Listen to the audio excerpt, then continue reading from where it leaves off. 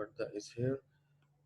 Acha, I'm not in Islamabad. I'm not home. That's why you don't see me in good light. Okay, so with the progress, if anyone wants to talk about their progress, they're most welcome to do so. Any progress on the replication assignment so far?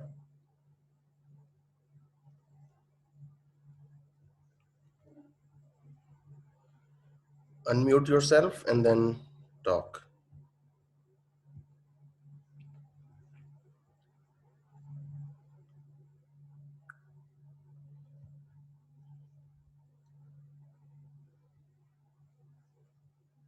Mm,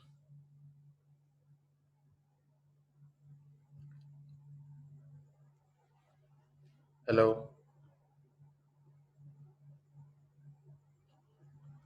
कोई बताना चाहे? Hello, आवाज आ रही है? अस्सलाम वालेकुम sir. वालेकुम सलाम जी, हुमा। सर अभी तक तो नहीं है कुछ प्रोग्रेस। कुछ सोचा हो? इंशाल्लाह प्रोग्रेस फिजिकल फॉर्म में नहीं चाहिए मुझे थोड़ा progress चाहिए।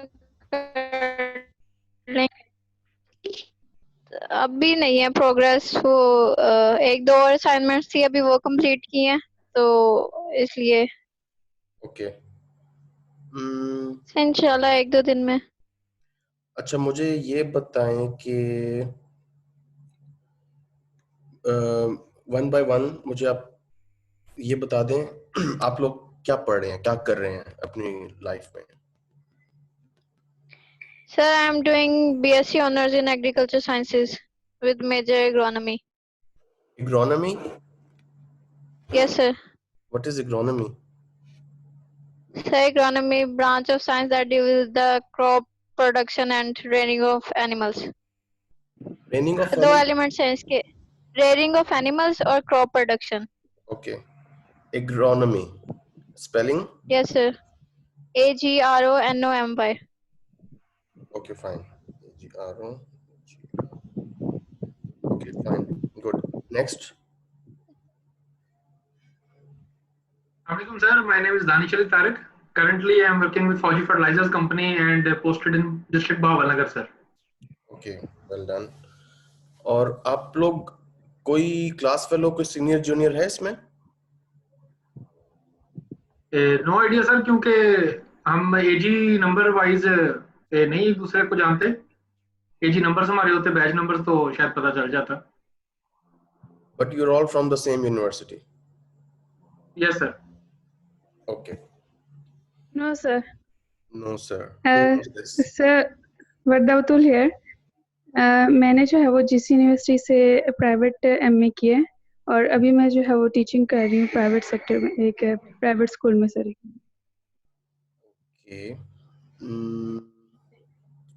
अस्सलाम वालेकुम। वालेकुम सलाम। तैमूर सर मेरा नाम हमजा शबीर है, मैं इलेक्ट्रिकल इंजीनियरिंग कर रहा हूँ प्यास से। ओके। और ये फिर आप लोगों को कैसे रीच किया नाइकॉन ने? कोई प्यास में है, कोई फौजी फर्टिलाइजर में है, कोई? सर वो इंस्टाग्राम पे पोस्ट देखी थी, फिर उन्होंने ग्रुप में ऐड किया था, फिर आपसे कनेक्ट हो गए। Okay okay. तो मैंने फेसबुक पे देखी थी। फेसबुक पे मैं काफ़ी अर्से से एक यूएफ फोटोग्राफी के पेज में ऐड हूँ। ये फोटोग्राफी के शौक की वजह से मैंने वो पेज ग्रुप ज्वाइन किया था, तो वहाँ पे मैंने ये पोस्ट देखी थी, तो वहाँ से मैंने ज्वाइन किया। हमजा का पूरा नाम?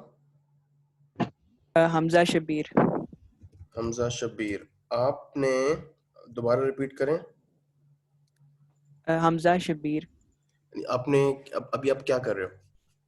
Electrical engineering. इलेक्ट्रिकल इंजीनियरिंग कहाँ से? प्यास। PIAS, प्यास। Okay fine. PIEAS। PIEAS, sorry. और इन्होंने, दानिश ने बताया कि ये हैं फौजी फर्टिलाइजर में as a technical officer sir. Technical. ये आपकी फर्स्ट जॉब है? नहीं सर, सेकंड जॉब है। Second job, okay. इससे पहले वर्दा ने बताया कि उन्होंने जीसी से क्या पढ़ा? जी सर मास्टर्स किया है उर्दू में। उर्दू में, ओके। Which year? और सर अभी जॉब कर रही हूँ। सर इसी साल डिग्री कंप्लीट हुई है। 19 या 20? सर 19। 19, okay okay, good. और जॉब आप कहाँ कर रही हैं? सर प्राइवेट स्कूल है हमारे पास ही घर के, अलीजाज हाई स्कूल। ओके। इससे पहले किसी ने बताया था, उनका नाम who was it?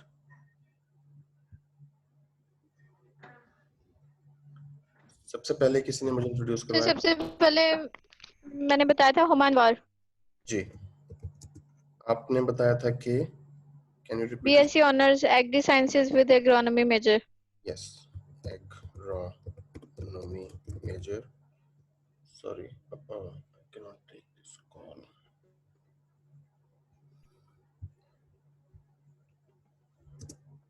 अस्सलाम वालेकुम सर। वालेकुम सलाम।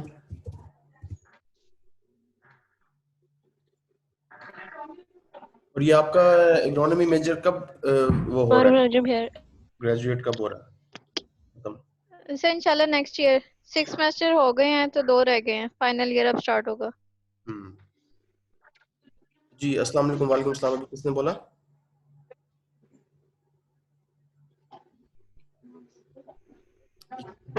सॉरी, किसी ने बोला था अभी? Hello, Assalamu alaikum, sir. वालेकुम सलाम। Sir, my name is Aisha Abbas.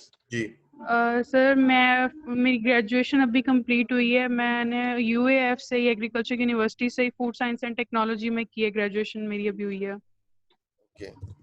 और जॉब अभी आप कर रही हैं और नहीं? नहीं, मैं एमफिल के लिए अभी मैंने अप्लाई किया। ठीक है। अस्सलाम वालेकुम सर। वालेकुम सलाम। सर एमफिल कर रही हूँ मैं ज़ूलॉजी पे, एग्रीकल्चर यूनिवर्सिटी से। महनूर। जी सर। एग्रीकल्चर यूनिवर्सिटी से एमफिल किस में? ज़ूलॉजी में सर। ज़ूलॉजी में। अच्छा, बस मुझे भी इतना इंट्रोडक्शन चाहिए क्योंकि मैं सबका नहीं लेना चाहता। मुझे सिर्फ आइडिया लेना चाह रहा था कि how did you come across the photography passion और you know whatever that your शौक इज। ये आप ये क्यों है, पहले तो ये बताएं मुझे बारी बारी कि आप why do you want to learn photography और इसको किस हद तक आपने लेके जाना चाहते हैं। वो मैंने बिगिनर, इंटर और एडवांस लेवल इसलिए पूछा था। तो प्लीज स्टार्ट करें, दानिश आपसे करते हैं। जी सर, बेसिकली एक गुड आर्ट है और एज अ हॉबी ही मैं इसको अडॉप्ट करना चाहता हूँ। तो एक अच्छी स्किल है और होनी चाहिए फोटोग्राफी की, किसी भी इवेंट के लिए, अपने लिए, प्लेजर के लिए। तो mostly sir my level is pleasure. ठीक है, आपका है जी प्लेजर, मैं इसके आगे लिखना चाह रहा हूँ। और वैसे जो इस वक्त पढ़ रहे हैं ना, photography can also be used as documentation of your process or portfolio or whatever you do in your studies. You can document it for like your portfolio. जी सर, इसमें मैं मजीद भी स्टूडेंट्स के लिए स्पेशली ऐड करना चाहूँगा कि मैं जॉब भी कर रहा हूँ और यहाँ पर फोटोग्राफी की बहुत अहमियत है। आप जो भी काम करते हैं, स्पेशली आप मार्केटिंग की फील्ड में आते हैं या कोई भी फील्ड में, किसी भी आप फील्ड में आते हैं, तो वहाँ पर प्रेजेंटेशन का बहुत रोल होता है सर। और फोटोग्राफी ना सिर्फ आपको सिर्फ तस्वीरों की हद तक ही नहीं, आपको किसी भी चीज को प्रेजेंट करना आना चाहिए। लेकिन फोटोग्राफी को ऐसा नहीं होता कि अगर आपको ये स्किल आता है एक्स्ट्रा, सपोज आप किसी और फील्ड में आप हायर हुए हो, तो वो आपसे एक फोटोग्राफी या तो आपसे करवाएंगे या आपसे उस चीज का फायदा लेंगे जो आपके उस रोल के अंदर नहीं ऐड, जिसके लिए आप हायर हुए हो, एक्स्ट्रा काम करवाएंगे आपसे। ऐसे होता है कंपनीज में। ये सॉर्ट ऑफ आपकी वैल्यू एडिशन है, क्योंकि आजकल सर कोई भी जॉब ऐसी नहीं है कि जो 9 to 5 और कोई एक भी काम करवाएं। तो जिसके अंदर जितनी ज्यादा स्किल्स हैं वो उतना ही ज्यादा वैल्यूबल होता है अपनी कंपनी में। ठीक है। अभी रिसेंटली मेरे साथ यही हुआ है। मैं एक बहुत छोटी सी बात बता दूं। मुझे कॉल आई कि फोटोग्राफर उनको चाहिए, पूरा इंटरव्यू हो गया, एंड में जाके उन्होंने पूछा आप वीडियो भी कर लेते हैं? और मुझे इतना गुस्सा चढ़ा कि पूरा इंटरव्यू फोटोग्राफर का है, उनको फोटोग्राफर चाहिए, आपको काम फोटोग्राफी का, तो वीडियो मेरे से क्यों पूछ रहे हो? अब मैंने उनको हाँ भी बोला, लेकिन आप वाली बात कि वो वैल्यू तो ऐड हो जाएगी, लेकिन उन्होंने पता है फिर क्या करवाना है मेरे से दोनों काम, लेकिन पैसे सिर्फ एक पोस्ट के जॉब के देंगे। जी कौन बोल रहा था? सॉरी ये जी हेलो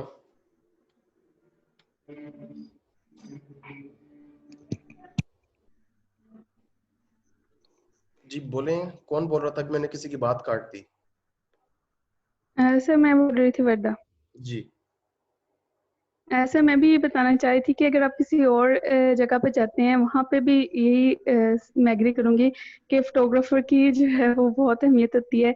मैं 2 स्कूल्स में जॉब कर चुकी हूँ और वहाँ पे जो है वो अपने स्कूल्स की बिल्डिंग्स की पिक्चर्स या किसी भी चीज़ की पिक्चर्स को बनाकर उनके ऑफिशियल डॉक्यूमेंट्स में लगाना या इस तरह के कामों के लिए बहुत ज़्यादा, तो वो मुझे ही जो है वो जब इस तरह का कोई काम हो तो मुझे ही याद किया जाता है।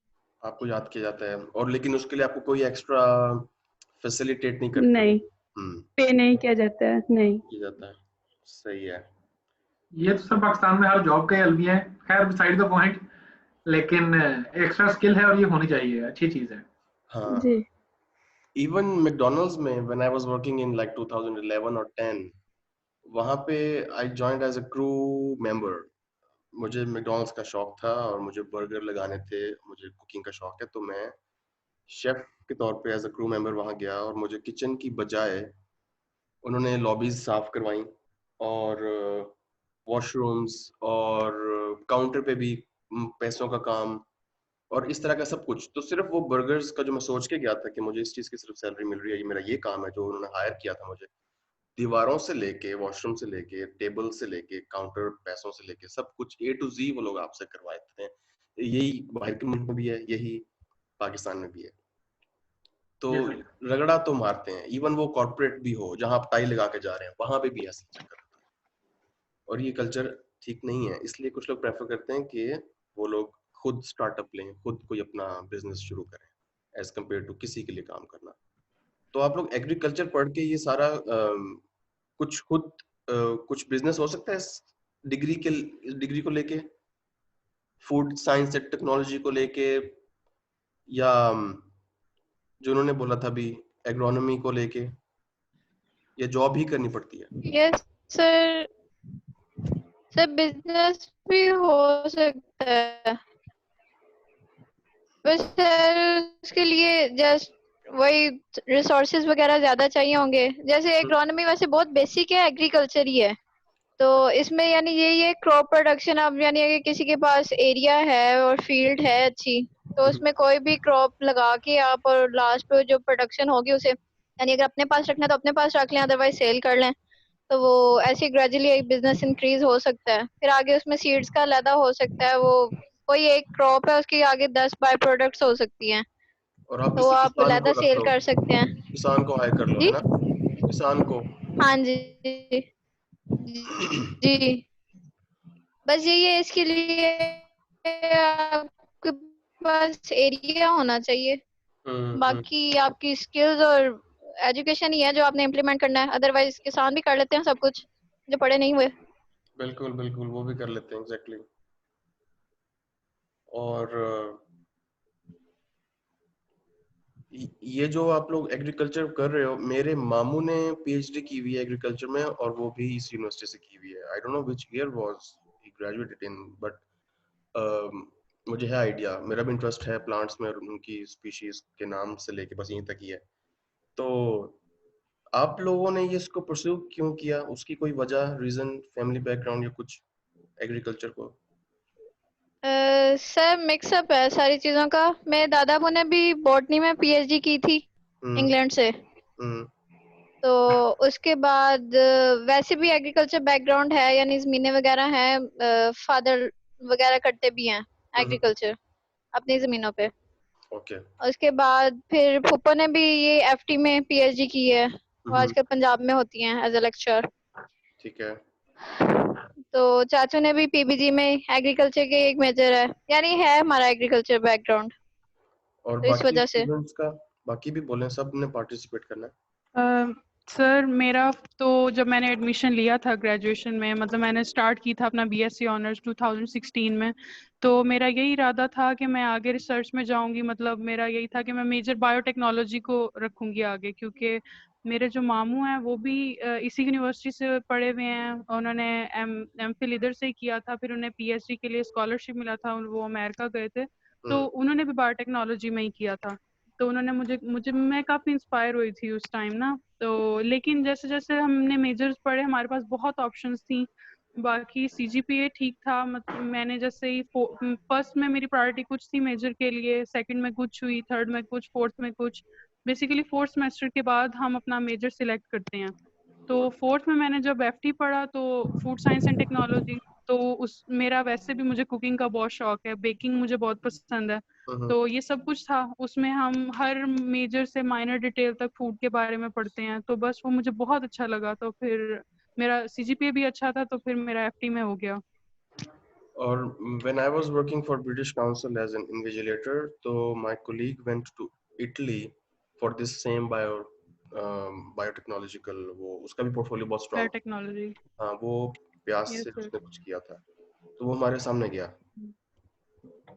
Yes sir. बायोटेक्नोलॉजी भी काफ़ी मतलब वास्ट है, उसमें ये हर फील्ड में ही आती है, मतलब इवन एग्रोनॉमी में भी आ जाती है, प्लांट ब्रीडिंग में भी आ जाती है, बायोटेक्नोलॉजी इटसेल्फ भी है, तो ये काफ़ी वास्ट है। और जैसे भी दानिश ने मुझे बताया कि उनको सिर्फ प्लेजर के लिए सीखनी है, स्किल लर्न करना है, और he doesn't want to make money out of it, तो किसी और का कोई पर्पस है इसको लेके? सर मैंने और मेरी छोटी बहन है, हमने एक इंस्टाग्राम पे पेज बनाया, उस पे हम फोटोग्राफी करके घर में ही छोटी मोटी चीज़ें या कुछ बेक किया, कुछ बनाया, उसकी पिक्चर करके अच्छे से कैप्शन के साथ इंस्टाग्राम पे लगानी अभी कुछ मंथ्स पहले शुरू की थी। तो मेरा इंटरेस्ट तो पहले से ही था, लेकिन मैंने कभी इसको ऐसे नहीं सोचा था कि मैं इसको प्रोफेशनली लेके चलूंगी। मतलब ये एज अ हॉबी, मतलब इवन सबसे ज्यादा मतलब हमारे पास एक ऐसी एक्टिविटी घर में फीमेल के लिए स्पेशली यही है, क्वारंटाइन में हमारे पास, मतलब हम ऐसे नहीं है कि हम बाहर चले जाएं या अपना टाइम ऐसे स्पेंड कर लें, तो ये बेस्ट ऑप्शन है। और फोटोग्राफी एक ऐसा मीडियम है आपके लिए कम्युनिकेशन का, मतलब उसके लिए आपको फिजिकली प्रेजेंट होने की जरूरत नहीं है, आप अपना मैसेज ऐसे डिलीवर कर सकते हैं। एग्जैक्टली। YouTube पे जो जिनको मैं देख चुका हूँ, वो रूबी का किचन, आमना किचन यस कुछ सर, करके, और village yes sir, secret food करके एक है, विलेज जी फूड जी, सीक्रेट्स, हाँ उनको भी देखता हूँ। तो ये अच्छा है। प्लस इसमें मेरा तो शुरू से नहीं, मैंने भी काफी अरसे बाद जाके लर्न किया कि इक्विपमेंट मैटर नहीं करता। जब हम बच्चे थे, नए नए सीखा था मैंने तो फोन से शुरू किया, तो फुल फ्रेम का बहुत यस क्रेज था। आप लोग थोड़ा रिलेट कर सकोगे इस चीज को कि जी फुल फ्रेम कैमरा यस, होना चाहिए। Full frame camera, yes sir. ये अभी से अपने दिल में डालो, जितनी भी आप लोगों का एक्सपीरियंस है, फुल फ्रेम नहीं इस चीज को सोचो। ये एग्जांपल या यस सर, आप लोगों ने सुनी हो कि अगर आपकी दोनों आंखें खुली हुई हैं तो it's a full frame camera, full frame composition. एक बंद है तो इट्स अ क्रॉप सेंसर। नजर एक से भी यस आएगा, सर, तस्वीर एक से भी खिंच जाएगी, लेकिन बस एक वो जो फर्क है, इससे अच्छी एग्जांपल नहीं और हो सकती। तो आपके पास अगर आईफोन भी है ना, बेशक वो आईफोन 5 SE है, मैं इस वक्त ये यूज करता हूँ, ये 5 SE है, और इसलिए मुझे ये रखा हुआ है क्योंकि मुझे छोटी स्क्रीन्स पसंद है और मैं इसी के साथ ही फोटोज लेता हूँ। कैमरे के अगर मुझे कोई रिकमेंडेशन मांगता है फोन्स में, तो मैं उसको सिर्फ आईफोन या फिर सैमसंग का कोई गैलेक्सी का रिकमेंड करता हूँ। लेकिन एक टाइम पे आके गैलेक्सी जो है वो आपका इमेज सॉफ्ट कर देगी, और आईफोन नहीं करता, जितना मर्जी पुराना हो।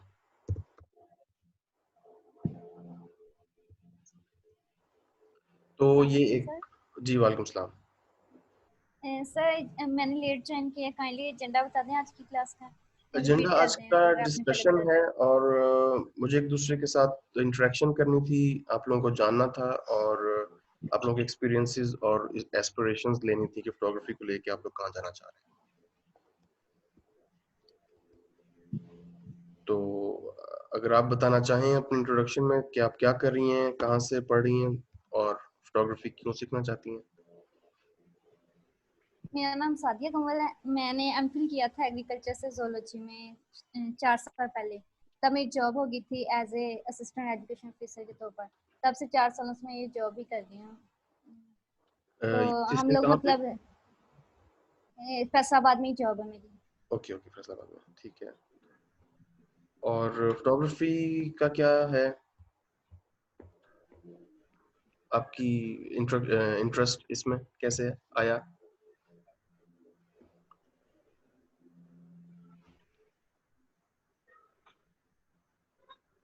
सादिया आवाज आ रही है? जी, आपकी आवाज आ रही है मुझे। मैंने कहा कि मुझे इवेंट प्लानिंग का ना बचपन से शौक था। मतलब event planning, basically event planner बनने का। तो ओके ऑनलाइन मार्केटिंग में फोटोग्राफी बहुत इंपॉर्टेंट है। तो इस वजह से जब ये मैंने इंस्टा पे देखी थी ये पोस्ट के ये फोटोग्राफी का करवा रहे हैं ऑनलाइन वर्कशॉप, तो टाइम भी था क्वारंटाइन की वजह से जॉब में, मतलब इतना ऑफिस वगैरह जाना पड़ता है। ओके। तो टाइम फ्री था तो फिर मैंने ये ज्वाइन करने के लिए। कितने लोगों के पास इस वक्त DSLR है? मेरे पास है सर।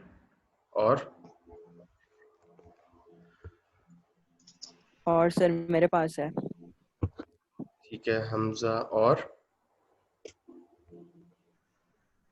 इस वक्त क्लास में 11 पार्टिसिपेंट्स हैं और किसी के पास 2 के अलावा?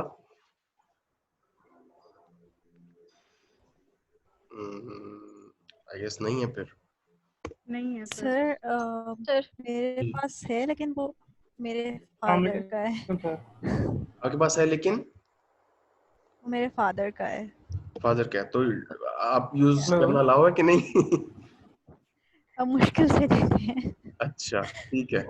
ये कैमरे वाला वो हिसाब है कि गाड़ी मुश्किल से देते हैं, पेरेंट्स गाड़ी बहुत मुश्किल से देते हैं। अच्छा। जी सर। और जिनके पास है DSLR, हमजा और दानिश, आप दोनों को फोटोग्राफी फिर करनी आती है मैनुअल पे? जी सर। ओके। बेसिक जी सेटिंग्स का सर, पता है सर। आती है तो बस सही है। सेम अभी बेसिक्स का पता है। हाँ, ये जो असाइनमेंट आपको दी थी ना, ये इसलिए दी गई थी रेप्लिकेशन वाली कि आप लोगों ने पिछली में बहुत डंडी मारी है। आप लोगों ने रेफरेंस इमेज जो थे वो मेरे कॉपी किए थे, उसमें एक जाली वाला इमेज था, आप लोगों ने वो जाली बना दी। दूसरा एक और सिल्हूएट का इमेज था, तो काफी लोगों ने सिल्हूएट्स बना दिए सनसेट्स या कुछ करके। इस दफा मैंने ये जो कॉपी होना मुश्किल ही नहीं नामुमकिन है, ये मैंने 2 दिए थे कि सिर्फ इनको देख लें, और जितनी भी वो लिस्ट थी ओल्ड मास्टर्स फोटोग्राफर्स की, उनको आप सर्च करेंगे, सबका नाम आप गूगल पर टाइप करना पड़ेगा आपको। आपकी हिस्ट्री ऑफ फोटोग्राफी भी स्ट्रांग हो जाएगी, आपके जहन से ये नाम भी गुजर जाएंगे, और आपसे कोई भी बात करता है फोटोग्राफी की तो आपको ओरिजिन पता है, आपको बेसिक्स पता है, फंडामेंटल्स पता है कि कहाँ से किस बंदे ने क्या काम किया है। कोई बंदा वॉर फोटोग्राफर है, कोई स्ट्रीट फोटोग्राफर है कैंडिड, कोई इसके अंदर सिर्फ सेलिब्रिटीज को करता है, कोई एब्स्ट्रैक्ट बनाता है, कोई फाइन आर्ट था। ये बहुत आपको मैंने वास्ट लिस्ट दे दी थी, और अभी ये सिर्फ बहुत छोटी सी थी, बेतहाशा और भी लोग हैं। तो किसी ने किसी को गूगल किया है, कुछ बताना चाहेगा? और सर गूगल तो सबको किया है लेकिन मैंने सारा उनका हिस्ट्री तो नहीं पढ़ी।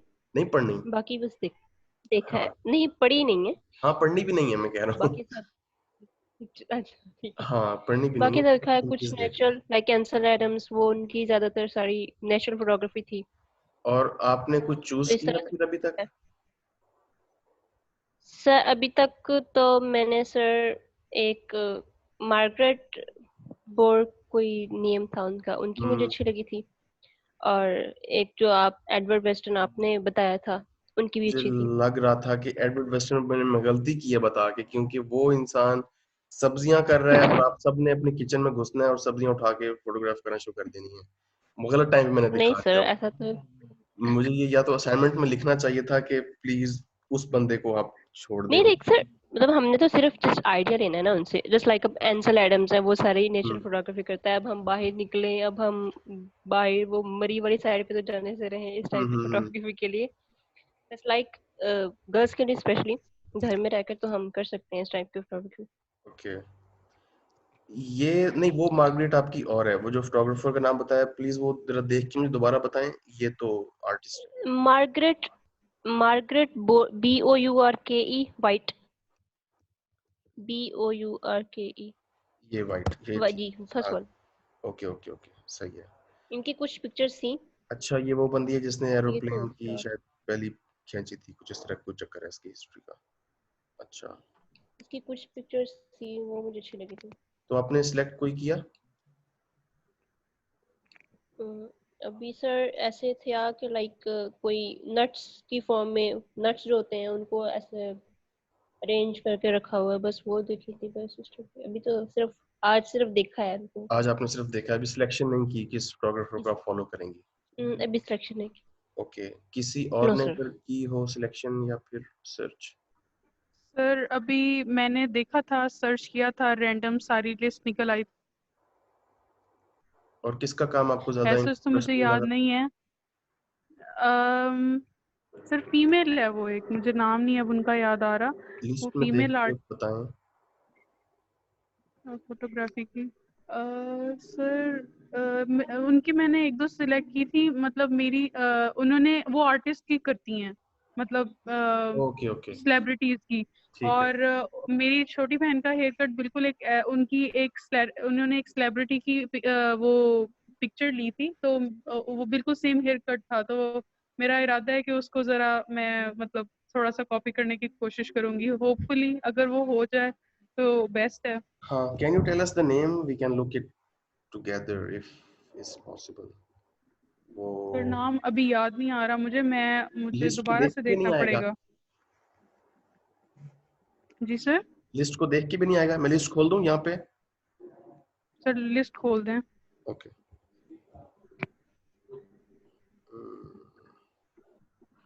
ये नाम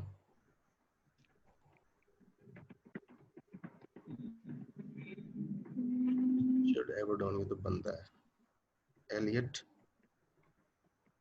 सर इसमें तो नहीं, इसमें कोई नहीं है?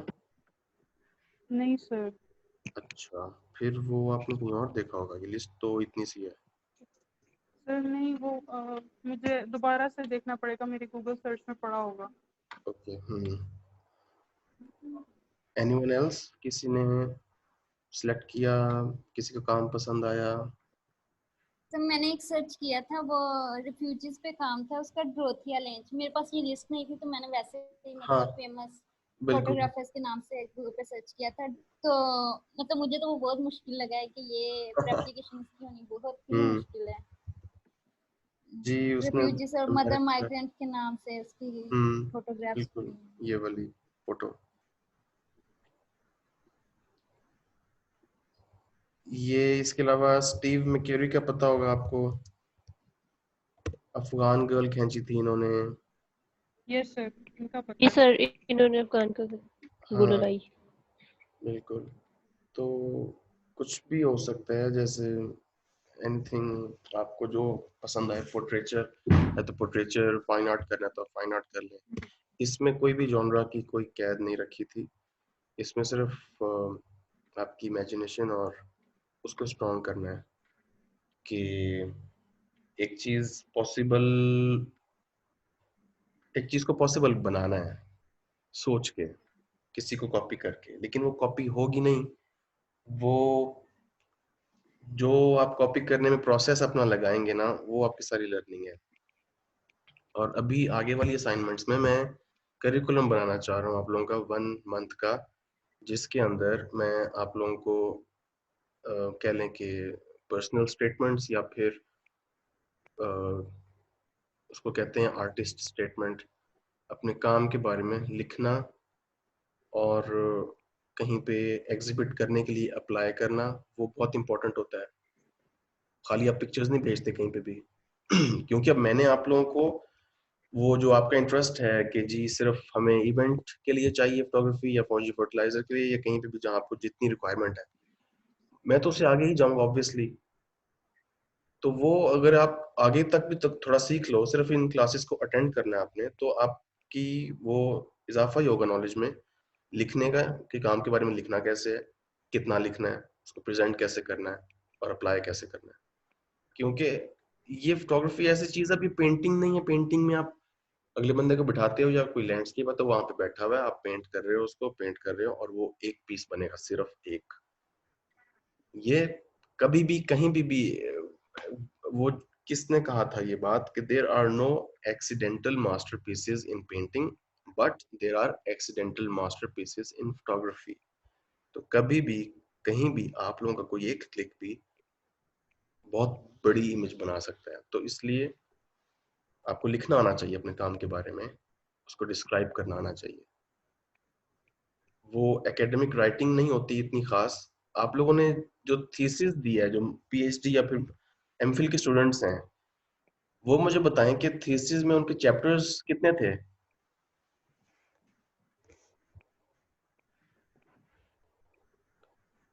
बैचलर्स में तो थीसिस नहीं होता एक तरह से, मतलब लिखने वाला थीसिस की बात कर रहा हूँ मैं, राइटिंग। वो जो जिन्होंने पीएचडी एमफिल किया वो मुझे बताएं, मास्टर्स या कुछ, जो थीसिस चैप्टर्स होते हैं सर। 6 7 to 8 chapter sir. उसमें क्या क्या होता है? उसमें सर इंट्रोडक्शन, बैकग्राउंड, रिसर्च उसमें होती है। उसके अलावा मटेरियल्स एंड मेथड्स, फिर डिस्कशन एंड पर सबसे ऊपर रेफरेंसेस सर। एब्स्ट्रैक्ट के बाद इंट्रोडक्शन, रैशनल, आपका पर्पस क्या है इस रिसर्च को करने का, background of the problem, problem statement के आपकी अपनी डिससेटिस्फेक्शन या आपकी अपना इशू क्या है। बैकग्राउंड तो ये है कि कहाँ से आ रहा है पीछे से, लेकिन ये आपका अपना है पर्सनल प्रॉब्लम, आपको क्या है, रिसर्च क्वेश्चन आपका क्या है। फिर थियोरेटिकल फ्रेमवर्क्स, ये आपने लिखे थे या जो जिसने किया रिसर्च? जी सर। थियोरेटिकल फ्रेमवर्क्स डिस्क्राइब कर सकते हैं आप?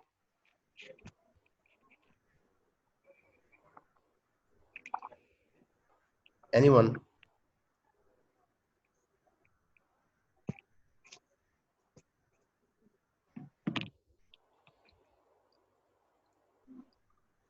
अच्छा, सिग्निफिकेंस ऑफ स्टडी, कि आपके इस रिसर्च करने से, ये थीसिस लिखने से, रिसर्च पेपर लिखने से क्या होगा, इसका फायदा, इसकी सिग्निफिकेंस क्या है।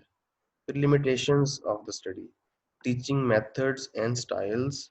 ये मेरे थियोरेटिकल फ्रेमवर्क्स अब यहाँ से शुरू हो गए हैं।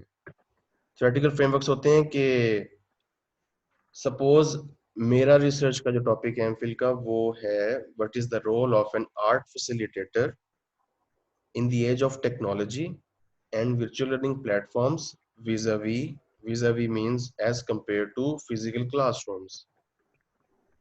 तो मैं ये समझता हूँ कि ऑनलाइन लर्निंग के प्लेटफॉर्म से, यूट्यूब से, जितने भी ऑनलाइन हमारी लर्निंग के तरीके हैं ना, उससे आर्ट फैसिलिटेटर या फिर आपके रेफरेंस में टीचर की अहमियत क्या रह गई है अब इस 2020 में।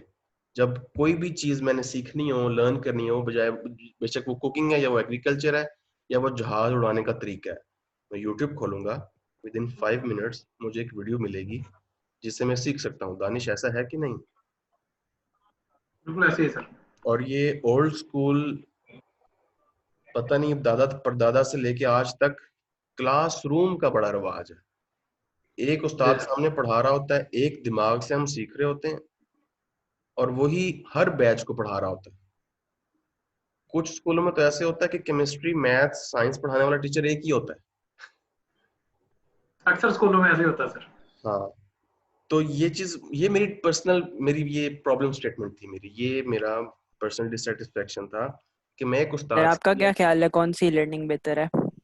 मेरा ये ख्याल है कि इस दौर में अभी 5G भी आएगा इंशाल्लाह, यहाँ पे online learning is the best. Why? आपको थाउजेंड्स ऑफ हंड्रेड्स ऑफ दिमाग मिल जाते हैं, टीचर्स मिल जाते हैं। वो यूट्यूब नहीं है, मैंने कहीं पे लिखी है वेबसाइट्स, इन वेबसाइट्स को पढ़ो। यूट्यूब, यूडेमी, क्रिएटिव लाइफ, लगून.tv, master class, skill share, Coursera, university of the people. ये कुछ यूनिवर्सिटीज हैं, टू नेम अ फ्यू। यहाँ से आप लोग, कोई भी इंसान फ्री सीख सकता है या फिर कुछ कम पैसे देके एज कम्पेयर टू 4 साल के बैचलर्स। एक आपको बड़ी न्यूज देता हूँ, शायद आप लोगों को पता हो कि गूगल ने ना 3 months के कोर्सेज इंट्रोड्यूस किए हैं $300 में, और वो आपके बैचलर्स के इक्वल उसको कह रहा है कि हमसे सीख लो आके, जो हम सिखा रहे हैं, जो आपका इंटरेस्ट है, बेशक वो किसी भी फील्ड का है, आर्ट्स का है या बाहर का है, अकाउंटिंग का है या वो टेक्नोलॉजी का है, वो 3 months में आपको कोर्स सिखाएंगे, आपको सर्टिफिकेट देंगे, यू विल जी बिकम। सर, वो कोर्सरा पे उन्होंने दिया हुआ है ये सर्टिफिकेट, IBM ने भी दिया हुआ है। हाँ, आप लोग गूगल सर्टिफाइड हो जाओगे, गूगल आपको जॉब भी दे सकता है इफ यू उसमें अगर पूरा उतरते हो। तो बैचलर्स खत्म हो रहा है, बैचलर्स को खत्म हो जाना चाहिए 4 साल। बल्कि मैंने तो ये सुना है, बल्कि मैंने पढ़ा भी था कि अमेरिका में तो बिल्कुल टोटली ये लोग डिग्रीज को ही ख़त्म कर रहे हैं, कोर्सेज इंट्रोड्यूस करवा रहे हैं, और वो शॉर्ट उनकी टाइम भी शॉर्ट होगा, लिमिट भी शॉर्ट होगी, और उनकी जो मतलब वर्ड्स है वो 4 साल या 2 साल की डिग्री के इक्वल होगी। बिल्कुल ऐसा है, और बाहर इतना को बुरा हाल है, मैं आपको क्या बताऊं। वहां पे स्टूडेंट लोन लेने पड़ते हैं क्योंकि पेरेंट्स ने तो आपको खुद की पढ़ी नहीं देनी होती, और वो स्टूडेंट लोन्स आपके मरते दम तक 80 के हो जाते हो, आपके वो पूरे नहीं होते। मेरी बिब्लियोग्राफी में एक आर्टिकल था जो मैंने पढ़ा था, जो मैंने कोट भी किया हुआ है, वो ये है, आर्टिकल का नाम declining by degrees, higher education at risk. हम लोग डिग्री से डिक्लाइन कर रहे हैं, ये ऑथर है उसका, ये आर्टिकल है, कोई भी इसको जाकर रिसर्च कर सकता है। तो मैं तो डिग्रीज के खिलाफ हूँ, और ये मैं काफी पहले से हूँ, ये आजाद चाय वाला से भी पहले से हूँ।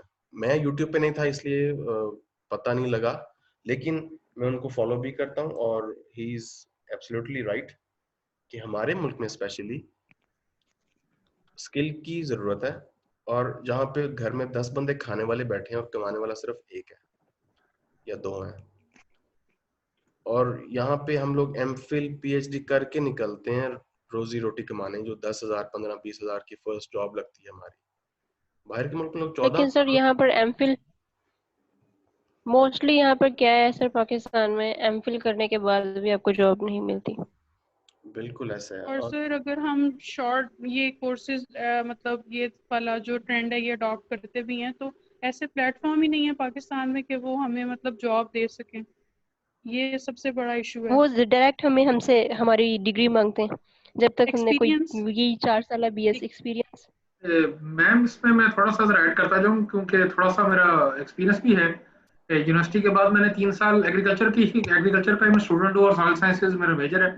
मैंने 3 साल आर्मी में सर्व किया है, इसी एग्रीकल्चर की डिग्री की बेस पर मैंने 3 साल आर्मी में सर्व किया है, और अब दोबारा मैं एग्रीकल्चर की फील्ड में फौजी फर्टिलाइजर में आया हूँ।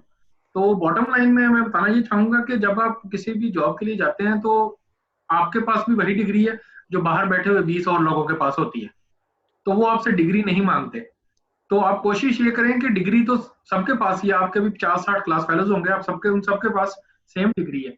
आपके पास ऐसा क्या यूनिक फैक्टर है कि कोई आपको जॉब दे? क्या आपकी कंप्यूटर में आपके पास महारत है? क्या आपकी कम्युनिकेशन स्किल अच्छी है? क्या मतलब कोई ना कोई आपके पास स्किल होनी चाहिए। जैसे फोटोग्राफी है, अगर आप सियासी फॉर्म में जाते हैं जिनकी PR एक्टिविटीज ज्यादा है, उनको ऑब्वियसली इस चीज का है, आप अपनी CV में मेंशन कर सकते हैं। कोशिश करें कि डिग्री के साथ साथ कोई स्किल डेवलप करें, जैसे सर ने कहा कोर्सेज की तरफ आए। डिग्री तो ज़ाहिर है, क्योंकि अभी मैंने 2 जॉब्स की हैं और तकरीबन 3 साल से मैं जॉब में हूँ। आज तक मुझसे कभी किसी ने नहीं पूछा कि आपकी CGPA कितनी है। तो इन ये चीजें भी मैटर करती हैं, नो डाउट। जॉब के लिए आपको एक मिनिमम मेरिट आपको अचीव करना पड़ता है, लेकिन उसके ऊपर आप अपनी कोशिश करें कि स्किल्स डेवलप करें। ना वो आपसे डिग्री सबके पास ही है, और ना वो आपसे ये पूछते हैं कि आपने कौन से सब्जेक्ट्स पढ़े हैं, क्या मेजर, क्या माइनर, अंदर क्या पढ़ा है आपने। बिल्कुल अग्रीड सर। अभी आजकल देखें, बच्चों को हमने प्रेशराइज किया होता है मैट्रिक FSC के लिए नंबर के लिए। मुझसे सर इवन आज तक किसी ने मैट्रिक और FSC के नंबर नहीं पूछे कि जी तब आपके कितने मार्क्स थे और अभी CGPA कितनी थी, कौन कौन सा सब्जेक्ट आपने पास किया, कौन सा फेल किया। ये बात कोई नहीं पूछता, क्योंकि मेरे 70 यहाँ पर कॉलीग्स हैं और 70 के पास सेम डिग्री है और सेम CGPA है। उससे कम वाले लोग बंदे को तो हायर ही नहीं करते।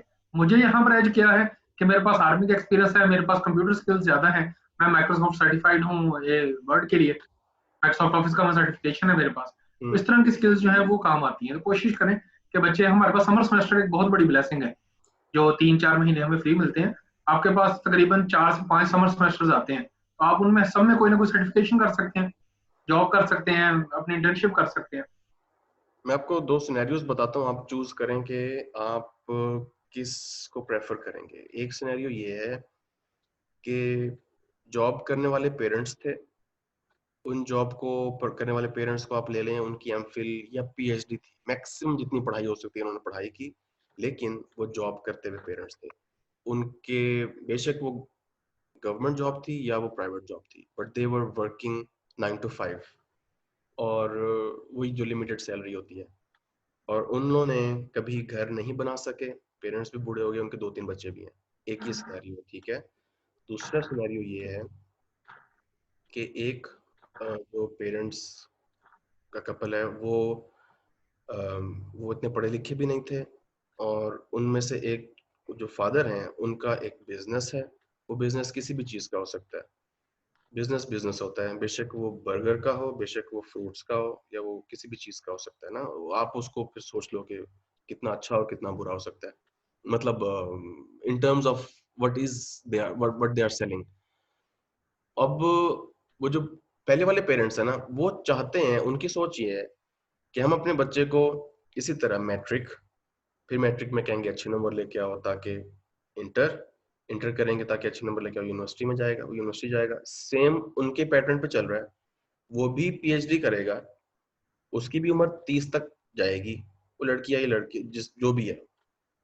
सिर्फ हो सकता है मैं वर्ड्स ठीक ना यूज कर रहा हूँ, लेकिन आप सिर्फ समझने की कोशिश करो मतलब।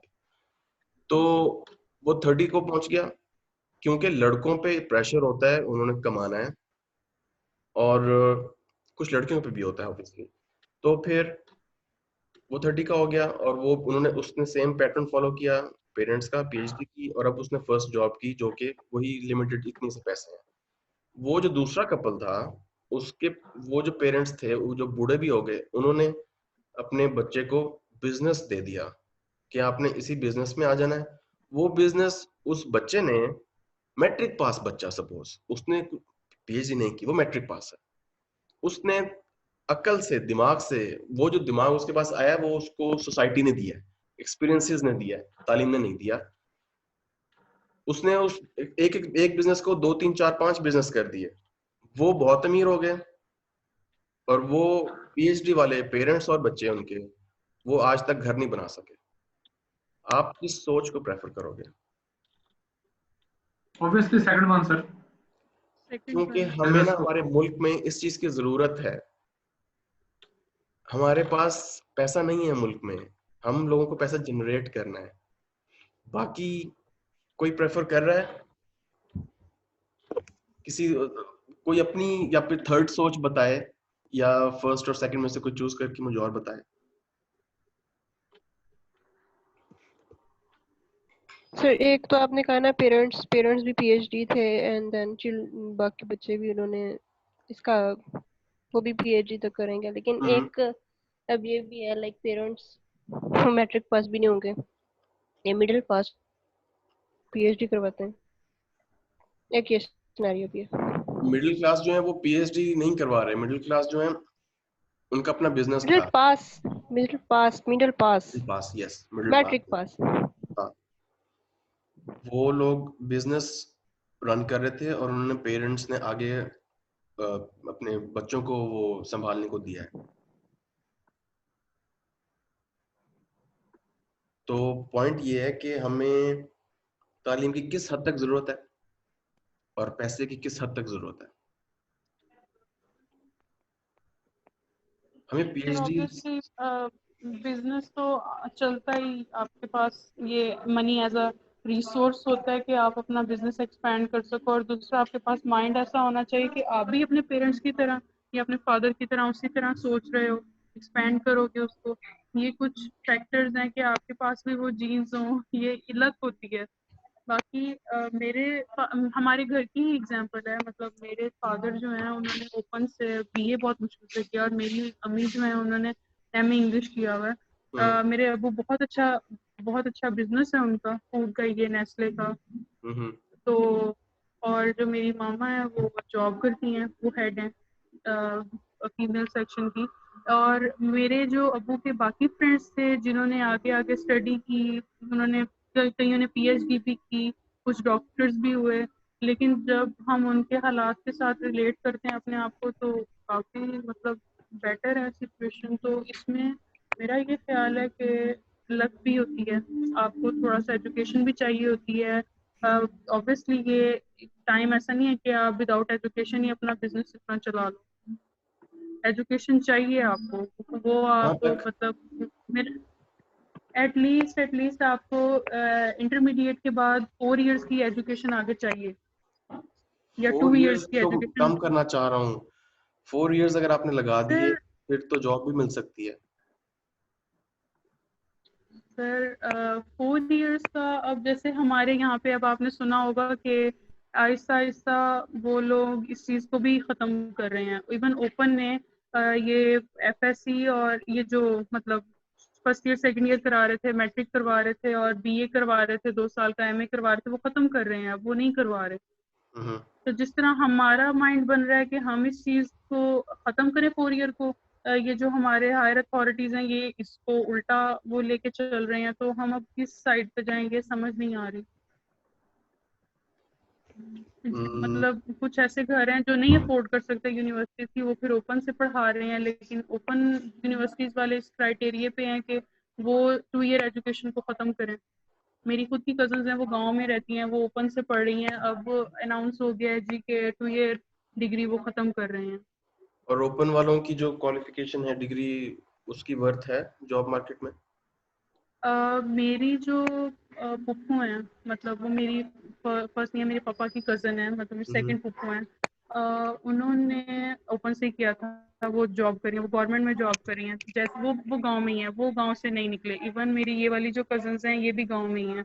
तो इन्होंने अपनी वो इनकी फर्स्ट पुप्पू हैं, तो उन्होंने ये वही वाला ट्रेंड फॉलो किया। उनके अब्बू ने कहा इस तरह से ओपन से पढ़ो, क्या ज़रूरत है जाने की बाहर, तो वही ट्रेंड फॉलो किया। उनकी तो जॉब है, वो जॉब कर रही हैं, लेकिन अब इसके लिए ये पॉसिबिलिटी नहीं है कि वो ये जॉब कर सके।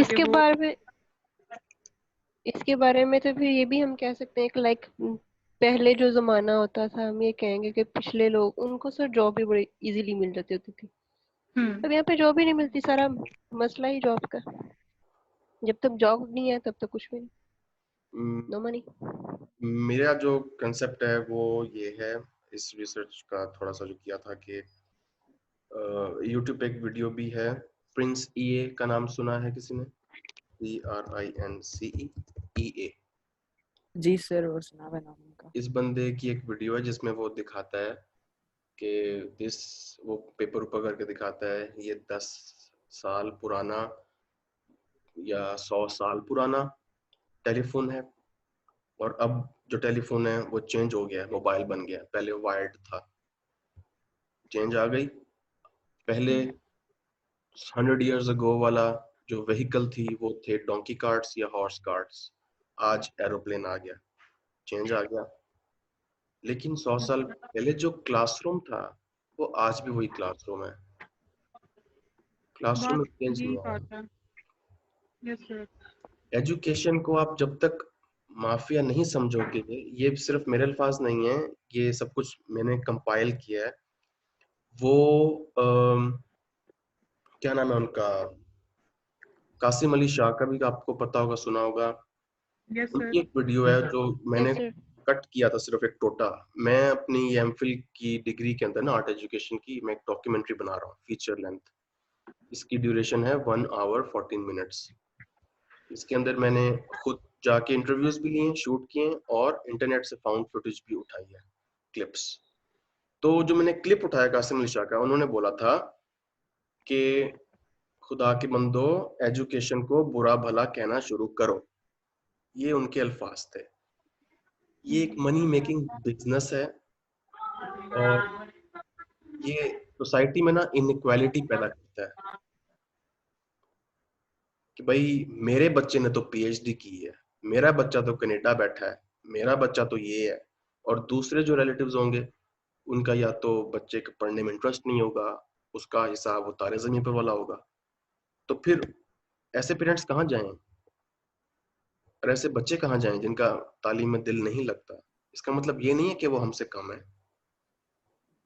सर कुछ टाइम पहले हमारे पेरेंट्स वीडियो गेम्स नहीं खेलने देते थे। अब आपने निंजा वगैरह का सुना होगा। निंजा, काइल बगा, $3 मिलियन कमाए हुए हैं उन लोगों ने। अच्छा, मुझे एक अरसलान ऐश का भी पता है। अरसलान ऐश, बिल्कुल। तो ये चीजें चेंज हो रही हैं और हमारे पेरेंट्स को चेंज होना चाहिए, और काफी हो जाते हैं, लेकिन कुछ नहीं होता, और ना वो बच्चों को टस से मस्त होने देते हैं। 3 इडियट्स सेम सर, यही सिचुएशन है।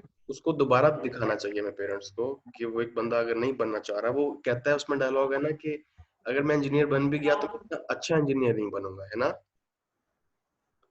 Yes sir. तो क्योंकि उसका इंटरेस्ट नहीं है, जबरदस्ती आप किसी को पढ़ाओगे तो ऑब्वियसली वो इतना अच्छा उसमें काबिल नहीं बनेगा। और वो उसका दूसरे का इंटरेस्ट फोटोग्राफी में था, उसको ऐसे ऐसे बच्चे फिर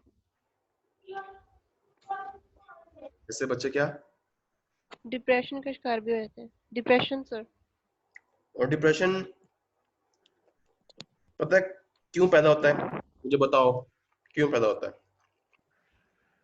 सर मेन इसमें मेरा ख्याल से ऐसे पेरेंट्स की होती है कि वो कहते हैं कि जस्ट लाइक एक बच्चे ने नहीं करना एमबीबीएस या इंजीनियरिंग नहीं करनी, भाई तुम करो, तुमने करना है, डॉक्टर बनना है, इंजीनियर बनना है। हाँ, डिप्रेशन तभी एक होता है ये जब वजह भी रहती है। किसी की सुनी नहीं जाती, उसको वेंट चाहिए सुनी नहीं होता है जाती।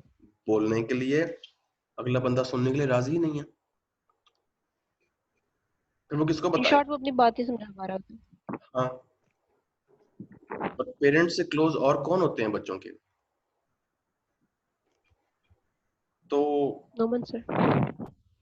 ये बात जो है ना समझनी चाहिए, क्योंकि अब मुझे पता है, मेरा ये जो एग्रीकल्चर आप लोगों का सारा जियोलॉजी, और मुझे वेटनरी साइंसेस का इंटरेस्ट था, लेकिन ये एग्रीकल्चर में बिल्कुल भी मेरा नहीं है। कोई मुझे पढ़ाएगा तो मैं नहीं पढ़ सकता।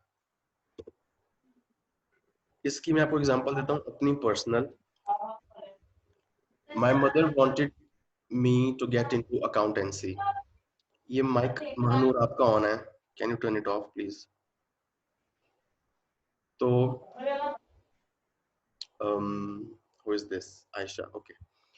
तो after matriculation I went to Skans, जबरदस्ती एडमिशन, क्योंकि मैं बहुत लेट मैच्योर हुआ in terms of knowing universities and subjects, majors, कि मुझे क्या पढ़ना है।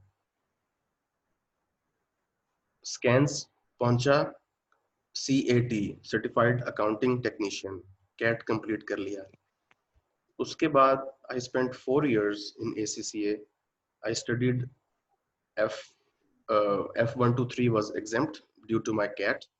So F4, 5, 6, 7, 8, 9. I studied these papers, but I never appeared in them. Why? Because I was too afraid that I'll fail. और मैंने फिर वो पेपर्स कभी दिए नहीं, और मैंने अपने 4 साल पढ़ने में ज़ाया किए, और पैसे बहुत खर्च हुए स्कैन्स में पढ़ने में। और अगर मैं पेपर देता ना तो वो ज़्यादा पैसे ज़ाया होने थे। तो गांव से आते थे स्टूडेंट्स, हॉस्टल्स में रहते थे, मेरे बहुत अच्छे दोस्त थे, उन्होंने क्लियर किया। मेरे स्कूल के भी स्टूडेंट्स आए बाद में जिन्होंने इंटर करके आए स्कैन्स में। जो लोग 4 कट्ठे पेपर्स देते थे, उनका माइंड और मेरा माइंड सेम नहीं था। और स्कूल में बच्चों को कहा जाता था कि उसके सर पे सिंग लगे हुए हैं जो वो फर्स्ट आता है। मेरी अम्मी ने मुझे हमेशा सपोर्ट किया और कहा कि फर्स्ट नहीं आना। तो मेरे पास एक सपोर्ट, एक कंफर्ट, एक तकिया था, कंफर्ट जोन था, जहां मैं अम्मी को सब कुछ बताता था, और वो मुझे हमेशा सपोर्ट करती थी। कभी मुझे डांटा नहीं कि जी मैं 12th आ गया हूँ क्लास में, या मैं 6th 7th 8th था।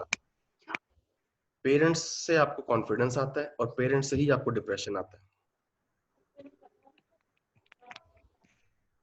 तो उस ACC के बाद मुझे समझ आया कि मुझे तो ये आर्ट पढ़ना है, कैमरा सीखना है, या कुछ प्रॉपर डिग्री वाला। Then I went to ACCA, 6 months का डिप्लोमा किया। I got distinction, so I worked in Zohar Ikhlaq Gallery as an internship की वहाँ पे। फिर पता लगा कि BNU में 4 years का बैचलर्स ऑफ हो रहा है in photography. Then I went to BNU, फिर वहाँ 4 साल का बैचलर्स किया, और फिर वो bachelors was on complete 100% scholarship. University used to pay me stipend to study. Why? Because I had a strong portfolio, maybe. उनकी नज़र में तो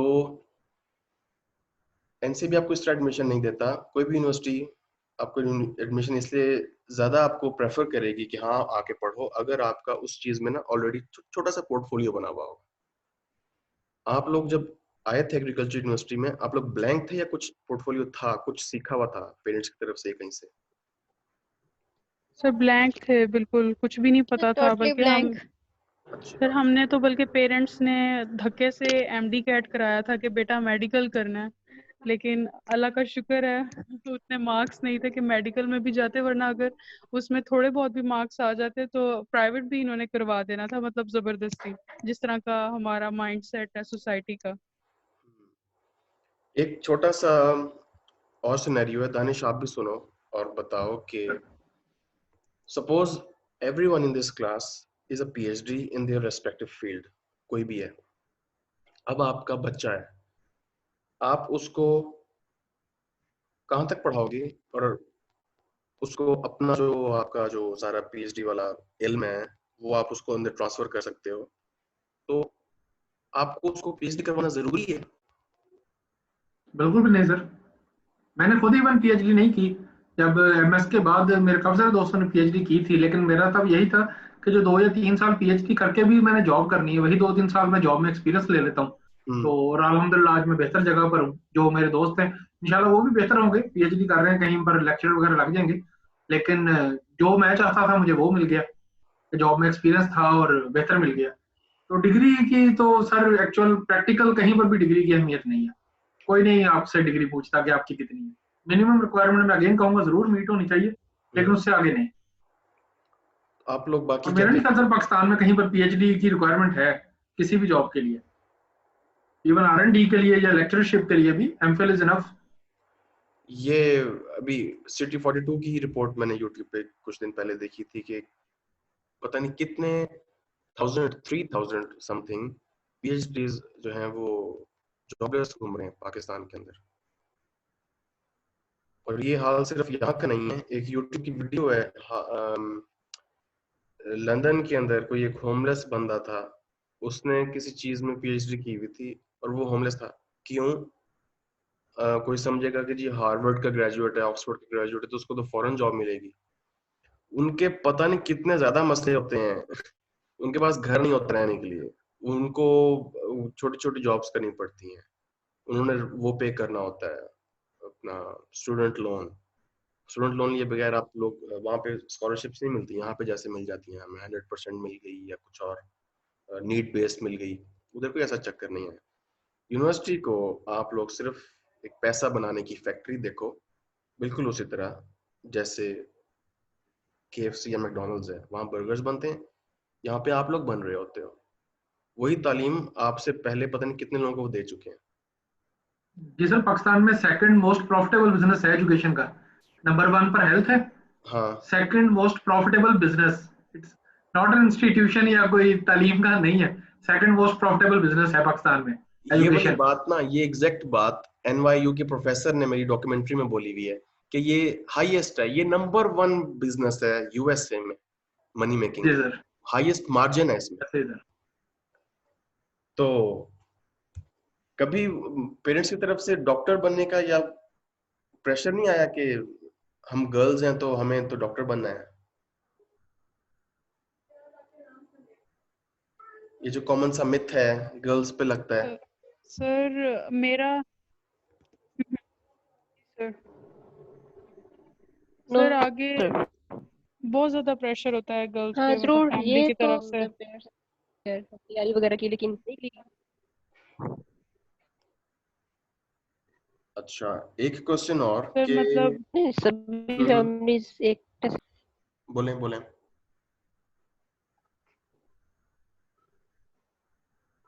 कोशिश पूरी होती है कि डॉक्टर ही बने, लेकिन बच्चा भी पूरी कोशिश करता है फिर आगे से अगर उसका इंटरेस्ट नहीं होता कि मैं भी डॉक्टर ना ही बनूं.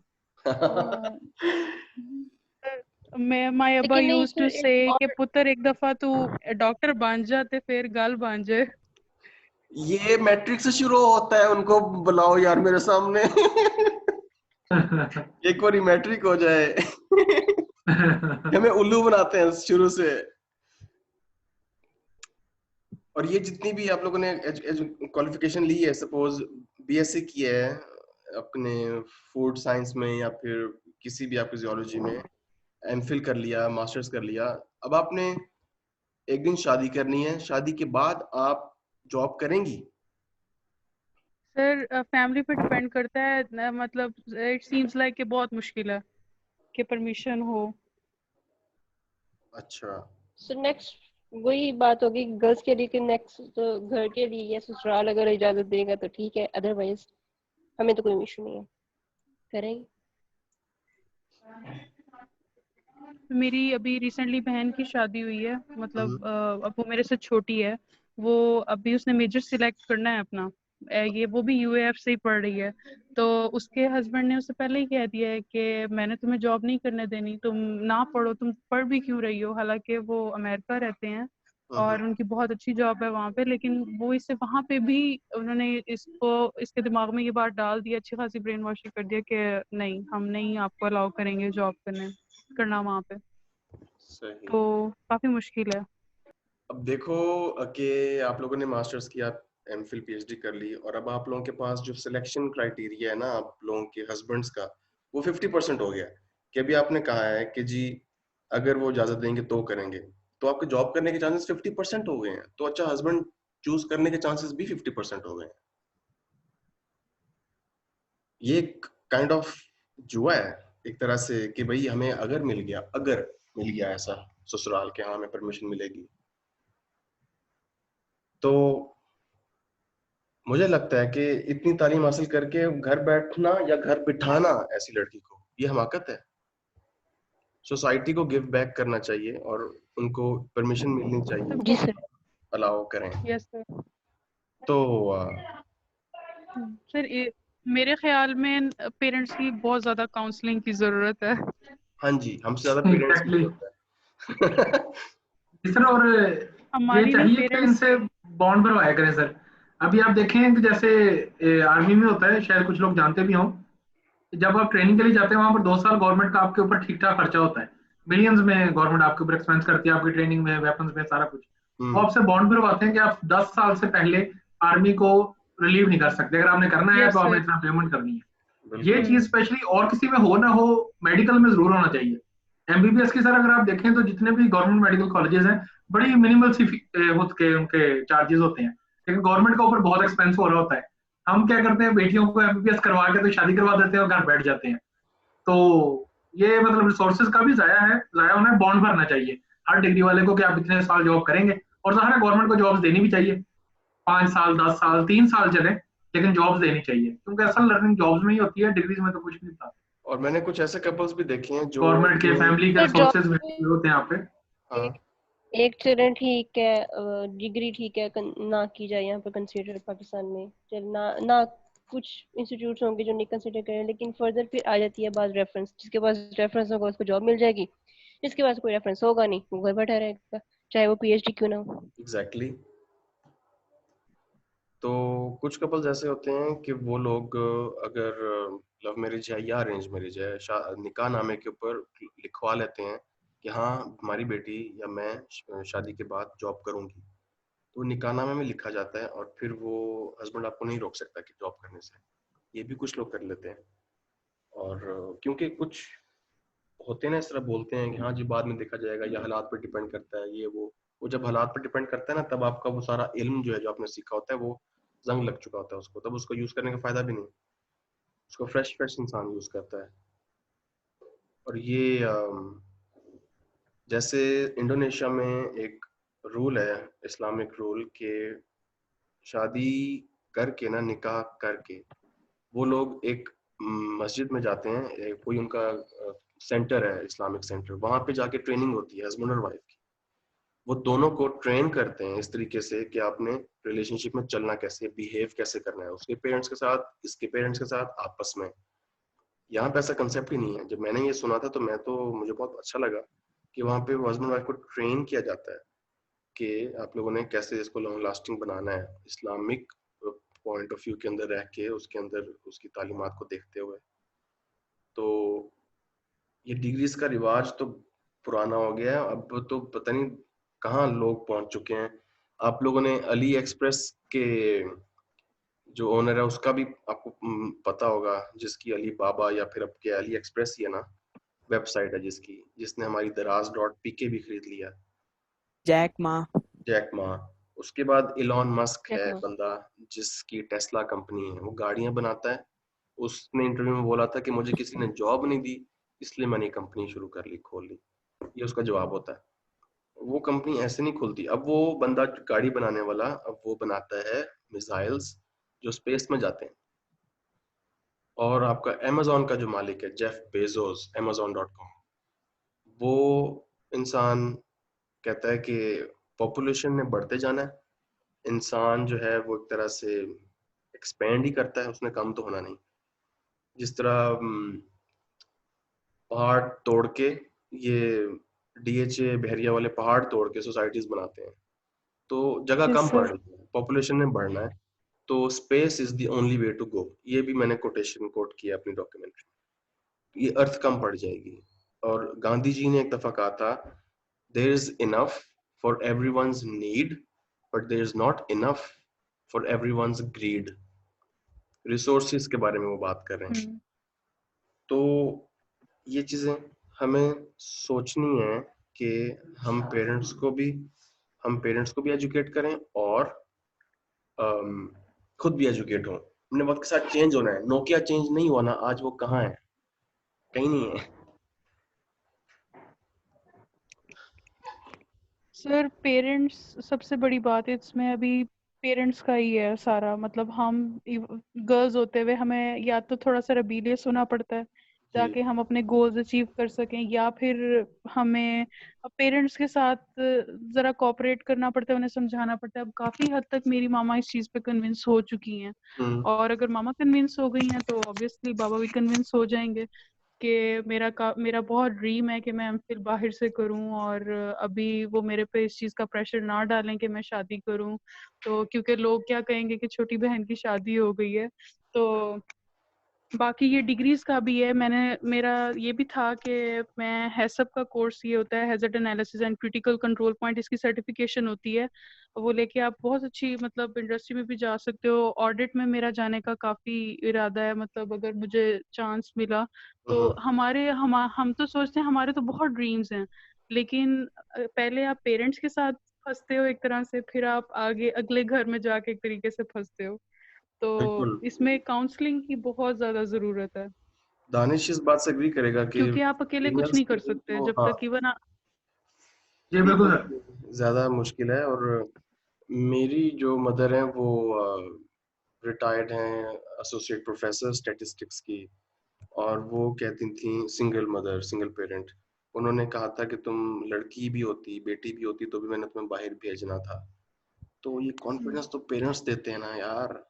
बिल्कुल सर, पेरेंट्स पे है। जी सर, बिल्कुल ऐसी है सर। लाइक इस वक्त मैं एमफिल कर रही हूँ, तो वो अभी भी कहते होते हैं तू पीएचडी भी कर ली, तू बना ली अपने अगे जेड़े घर च जाना, तू पीएचडी करी। मतलब उनका फुल शौक है कि मेरी बेटी डॉक्टर बने, क्योंकि वो कहते होते थे एक बार ट्राई कर लो एमडी कैट, ठीक है तैयारी की इसकी, दिया, लेकिन नहीं मार्क्स आया इतना आया जो आप कह लो कि हमारी किस्मत में नहीं था डॉक्टर बनना, तो फिर ज्यादा इंटरेस्ट बायो में था। और उनसे वो हजम नहीं होता कि हाँ जी ये नहीं बन सकी, या फिर जी सर हाँ ये नहीं बन सकी। मैं आपको एक एग्जांपल देता हूँ कि सपोज एक बंदा है या कोई भी इंसान है, वो एक अंधेरे कमरे में है, जब से पैदा हुआ तब से लेके आज तक उसने लाइफ को, दुनिया को एक्सपीरियंस नहीं किया, हवा को, सेंसेस जो हमारी सिक्स सेंसेस हैं, टच, स्मेल, टेस्ट, सूंघने की, सब कुछ।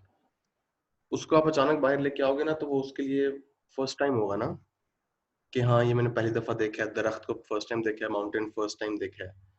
लेकिन जब वो अंधेरे में कमरे में था ना, आप उसको सुनाओगे कहानियां, यार माउंटेन ऐसा होता है, हवा ऐसे होती है, feeling of touch, smell, taste ऐसे होता है, वो नहीं समझ सकेगा। इसकी बेस्ट एग्जांपल ये है कि मैट्रिक में, स्कूल लाइफ में हमें सिखाया जाता था न्यूक्लियस ये होता है, मॉलिक्यूल ये होता है।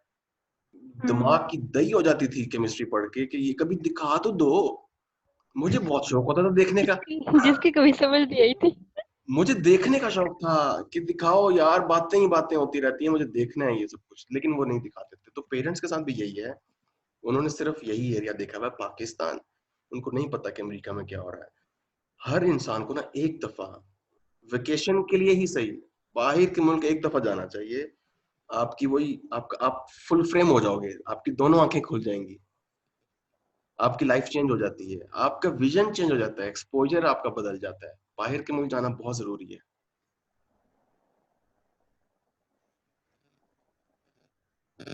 तो इन शॉर्ट हम ये कहें कि हम जब तक अपनी होम टाउन से बाहर नहीं निकलते तब तक हम कोई एक्सपीरियंस गेन कर सकते हैं।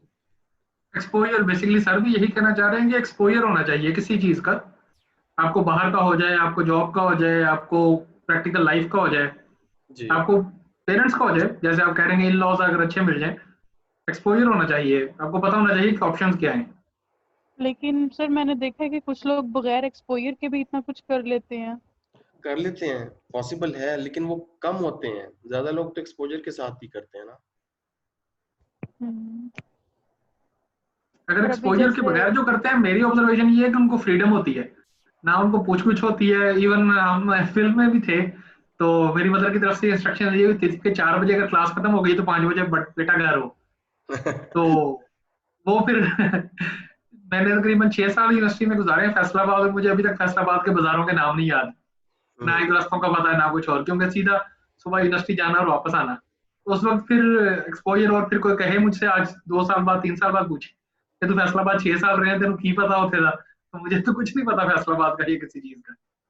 तो होना चाहिए एक्सपोजर, वरना फ्रीडम होनी चाहिए पेरेंट्स की तरफ से। तो मेरी अपनी आइडियोलॉजी ये थी कि मैं अपने बच्चे को मिनिमम नॉलेज दे के ना, क्योंकि देखो यार, आपके पास लिमिटेड लाइफ है, लिमिटेड। आप 50-40 के बाद ना ये नहीं रहोगे जो भी आपके पास एनर्जी है। लिमिटेड लाइफ है, इसमें अपने जल्दी से जल्दी करना है जो भी करना है। तो इसको कैसे यूटिलाइज किया जाए ना, वो सारी गेम है। तो मैंने सोचा था कि मैं अपने बच्चे को इंटर तक तालीम देके, बाहर के मुल्क में ना मैंने देखा है इंटर सिर्फ उन्होंने कह लो कि वो 12th की होती है और वो बैंक्स में जॉब कर रहे हैं, इतनी बेस्ट जॉब्स कर रहे हैं जगहों पे, सिर्फ 12वीं करके। उधर बैचलर्स का कोई सवाल ही नहीं पैदा होता और वो फिट लाइफ गुजार रहे हैं।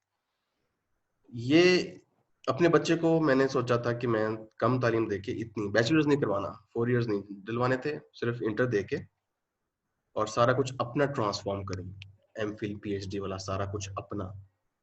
और वो जरूरी नहीं है आर्ट्स का हो, वो जो मैंने सोसाइटी से सीखा, जो मेरा एक्सपोजर है, जो मेरे एक्सपीरियंसेस हैं, सारी की सारी लर्निंग है, जो कि जितनी किताबें पढ़ी हैं, जितना पढ़ा है लिखा है, वो उसमें ट्रांसफॉर्म में खुद डालूंगा। तो जब मैं डाल सकता हूँ तो फिर मुझे यूनिवर्सिटी भेज के पैसे खर्च करके उसमें डलवाने की क्या जरूरत है। और मैं फिर वो बच्चा वो करेगा जो मैं कर रहा हूँ, बिजनेस। तिजारत में रिस्क है, बरकत है, क्योंकि हज़रत सल्लल्लाहु अलैहि वसल्लम के टाइम पे तिजारत हुआ करती थी।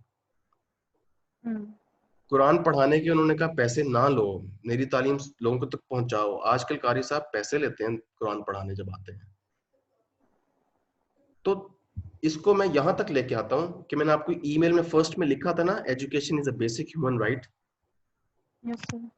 तो ये तो अल्लाह मैंने कहा है ना कि तालीम दो तो पैसे ना लो। यूनिवर्सिटियां क्यों पैसे लेती हैं हमसे? तालीम तो कुरान की भी है, तालीम तो एग्रीकल्चर की भी, तालीम तो मेरी आर्ट्स की भी है। तो तालीम है, वो बेसिक ह्यूमन राइट अगर है तो पैसे क्यों लेते हो? तो ये अल्लाह ने कहा है कि पैसे ना लो, इस इल्म को सिर्फ स्प्रेड करो, डिस्ट्रीब्यूट करो फ्री ऑफ कॉस्ट। और जो पैसे कमाने का जरिया है वो तिजारत है, सेल परचेज। उस टाइम पे ये सब आइडियाज हैं, कोई हार्ड एंड फास्ट रूल नहीं, मैं कुछ भी बात कर रहा, ठीक है। ये एक बंदा है, इसका इतना सा क्लिप देखो, ये आपको आवाज भी आएगी, सुनना भी।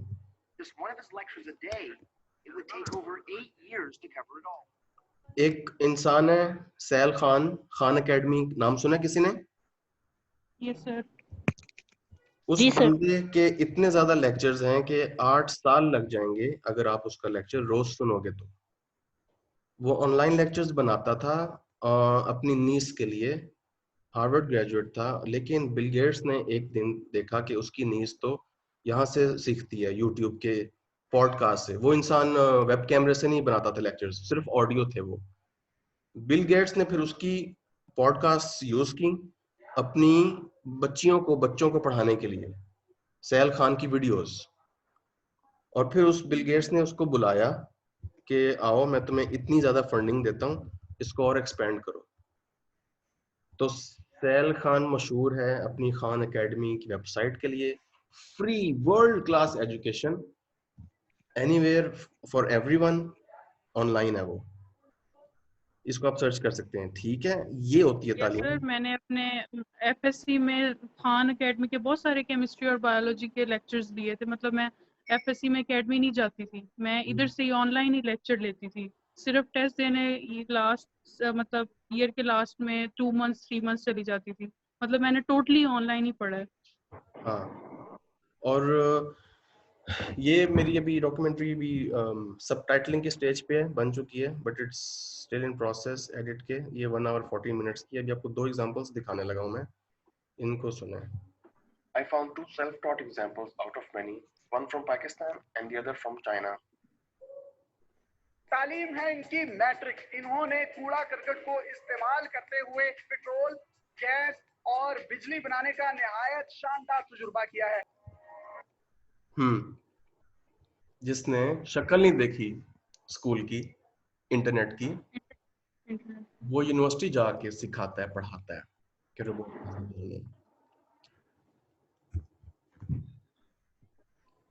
तो यार ये जो है ना, इस चीज की हमारे मुल्क में नीड है।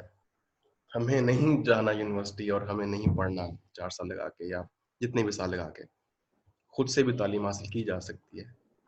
मोटिवेशन चाहिए, लेकिन कुछ लोग मोटिवेशन वाले नहीं होते, मैं भी नहीं हूँ।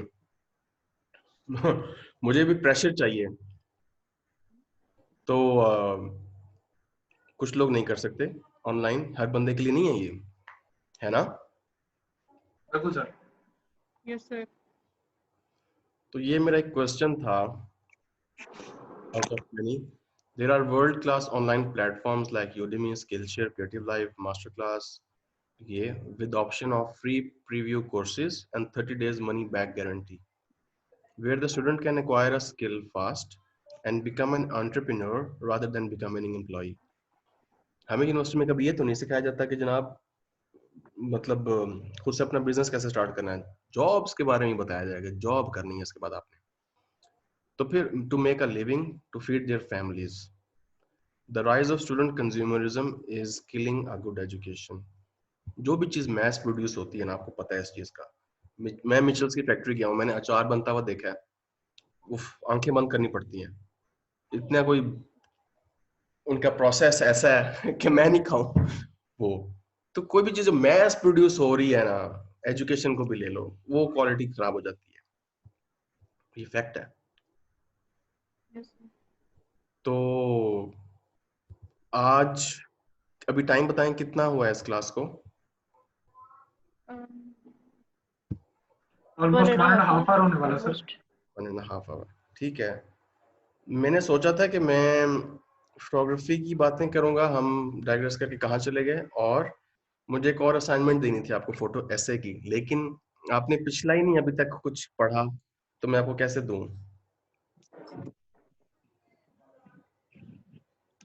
हो जाएगा सर वो भी इंशाल्लाह।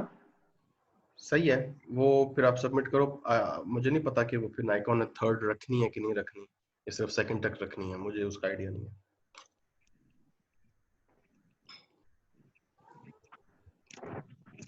मैं 3rd असाइनमेंट वैसे आपको एक्सप्लेन कर देता हूँ कि थी क्या है क्या, बाद में देंगे इसको। 20 फोटोग्राफ्स में से आपने क्लिक करने 20 पिक्चर्स, उस 20 पिक्चर्स में आपने एक स्टोरी बनानी है। जैसे हम फिल्म देखते हैं ना, फ्रेम बाय फ्रेम, तो उन 20 फ्रेम्स में 20 पिक्चर्स में आपने एक स्टोरी बतानी है, कोई भी स्टोरी होती है। फॉर एग्जाम्पल, जो एग्जाम्पल्स दे रहा हूँ ये ना बनाए कि आप घर का शॉट दिखाया घर में, फिर अगले शॉट में आपने घर से बाहर निकलने का शॉट दिखाया, फिर तीसरे शॉट में गाड़ी चलाते हुए का शॉट दिखाया, चौथे में मार्केट पहुंचने का शॉट दिखाया, पांचवें में मैंगोज या फ्रूट्स वेजिटेबल्स कुछ भी खरीदते हुए का शॉट, सेवंथ में चिकन खरीदा, एट्थ में आपने कोई ग्रोसरी खरीदी, नाइन्थ में आपने वापस गाड़ी में बैठे, 10th में आप घर पहुंच गए, 11th में आपने कुकिंग की, 12th में आपने कुकिंग की प्रेजेंटेशन दिखा दी कि हाँ बन चुका है सालन, 13 में आपने मेहमानों के आगे रख दिया, मेहमान भी नजर आ रहे हैं, एनवायरमेंटल शॉट पूरा बड़ा, फिर 14 में आपने डिशेस को साफ कर रही हैं या कर रहे हैं, फिर उसके बाद 15 के अंदर आप टाइम दिखा रहे हैं क्लॉक कि जी अगर आपने पहले भी दिखाया है इस सब को यू कि हाँ जी सुबह के 6 बज रहे थे, अब शाम के 6 हो गए हैं, रात के 9 हो गए हैं, और उसके बाद 16 17 में आप लेटते हुए सोते हुए दिखा रहे हैं अपने आप, फिर 19 में कोई ड्रीम दिखा दी कुछ किसी भी तरीके से, या फिर एक और थर्ड दफा क्लॉक दिखा दिया कि रात के 2-3 बज गए, फिर आखिरी 20th में अलार्म बजता हुआ दिखा दिया फोन का कि हाँ जी सुबह हो गई है। ये असाइनमेंट थी, लेकिन जरूरी है कि 20 में ही आपने दिखाना है। अगर आपकी स्टोरी कंप्लीट हो रही है ना 3 4 5 6 7 8 के अंदर, वो भी ठीक है, 20 इज द लिमिट। सो 20 से कम क्लिक्स के अंदर पूरी की पूरी स्टोरी दिखानी थी। ये है और होगी हमारी थर्ड असाइनमेंट। किसी ने किया कुछ ऐसा काम फोटो ऐसे वाला? नॉट येट सर, लेकिन इंटरेस्टिंग है, होगा इंशाल्लाह, मजा आएगा। यस इंशाल्लाह। अस्सलाम वालेकुम सर। वालेकुम सलाम। सर अहमद शकूर है। यस। तो ये आप फोटो ऐसे की बात करें तो मैंने ऐसी एक बनाई थी 4-5 पिक्चर्स में ना, एक साथ में एक छोटी सी पोएम भी लिखी थी, वो मैं आपको सेंड करूंगा इंशाल्लाह। ठीक है। ये देखा इन्होंने कहा है कि मैंने साथ एक पोएम भी लिखी थी, तो मैं ये चाह रहा हूँ कि आप लोग राइटिंग भी करना स्टार्ट करो थोड़ी सी। इसकी मैं जल्दी से आपको एग्जांपल देता हूँ, फिर हम क्लास एंड करते हैं।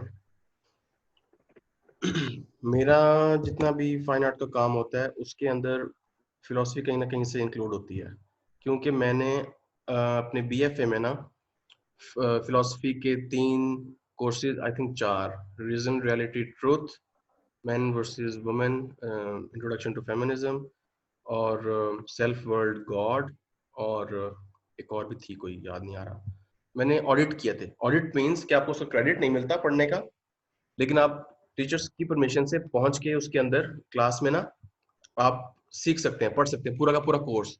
फिर टीचर्स, वो मेरे टीचर थे कि मेरे से पूरी कमिटमेंट मांगते थे कि हाँ जी मैं रोज आऊंगा, छुट्टी नहीं करूंगा और मैं पेपर्स लिखूंगा। वो पेपर्स क्या होते थे, 5,000 वर्ड्स का मुझे पूरा पूरा ऐसे लिखना पड़ता था, जो भी वो असाइनमेंट मिलती थी। मुझे शौक था फिलॉसफी पढ़ने का। तो अभी ये अभी अनटाइटल्ड है, डिस्कस करेंगे मेरे काम को कभी। ये भी अनटाइटल्ड है, डिसाइडेड नहीं है, लेकिन ये आपको नजर आ गया नीचे छोटा सा पैराग्राफ है ना, ये इस काम के बारे में है। फिर ये छोटा सा पैराग्राफ इस काम के बारे में है। ये सारा काम इस पे बेस करता है। फिर ये यहाँ पे इस काम के लिए है। अस्सलाम वालेकुम सर। जी जी वालेकुम सलाम। वालेकुम सलाम सर, क्या हाल है? जी अल्हम्दुलिल्लाह।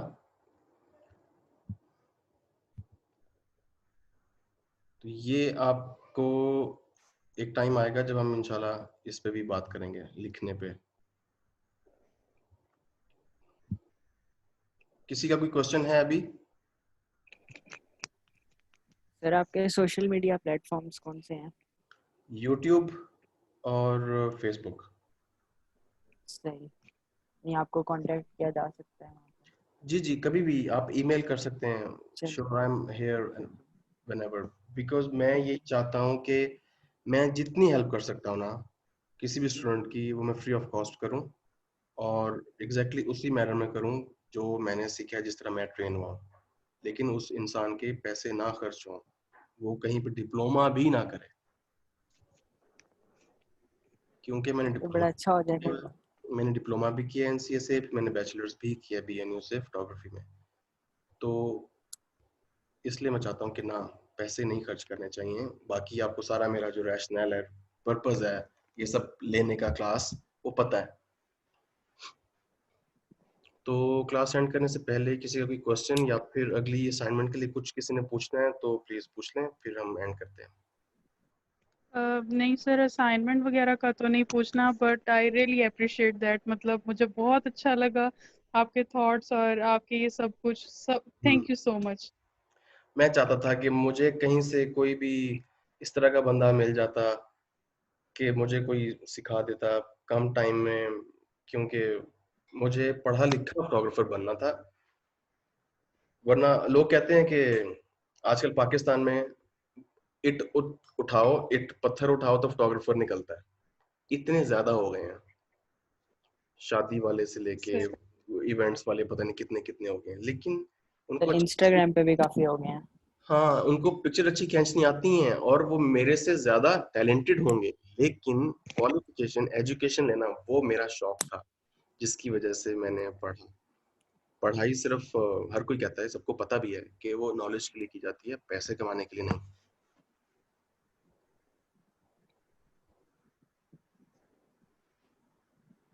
हमजा शब्बीर कौन है? मैं हूं सर। ओके, ठीक है। Best of luck to everyone. 22 को मिलते हैं आपके सबमिशंस के साथ, और होपफुली ये बहुत इंटरेस्टिंग होगी। दिल से आप करें काम। आई एम रियली लुकिंग इंशाल्लाह। Okay, take care. Okay sir. Thank you so much sir. Thank you so much. Sir. Allah.